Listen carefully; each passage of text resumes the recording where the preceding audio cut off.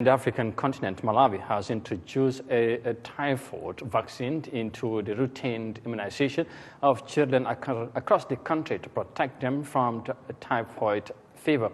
Now, the Southern African nation wants to vaccinate over 9 million children as part of efforts to mitigate risk among the vulnerable. In recent years, Malawi has been battling against several outbreaks, including polio and typhoid, which brought the need for the vaccination campaign to curb further ramification. Several families are currently in deteriorating condition due to the effects of outbreaks and other related issues. And let's have more details of that in this report.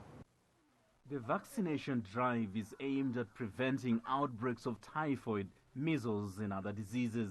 According to the Global Vaccine Alliance, special emphasis will be placed on reaching underserved and hard-to-reach populations to ensure equitable access.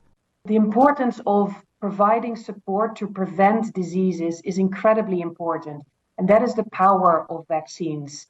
If you look, for example, at a country like Malawi, who has gone through a lot of challenges, in particular in the past 2 years, but it's been an ongoing challenge. Malawi faced polio outbreak, they faced cholera outbreaks, they of course also grappled with the COVID-19 pandemic. The importance of preventive measures to prevent further outbreaks is really critical. The vaccination comes at a critical time as Malawi battles multiple crises, from the aftermath of devastating cyclones to cholera outbreaks, which have all increased the risk of vaccine-preventable diseases spreading. And all these outbreaks, all these diseases, all these crises, including a cyclone like Freddy, put a lot of pressure on the healthcare system. And by providing support through vaccines and thus preventing children from becoming ill, you create a much more robust health system.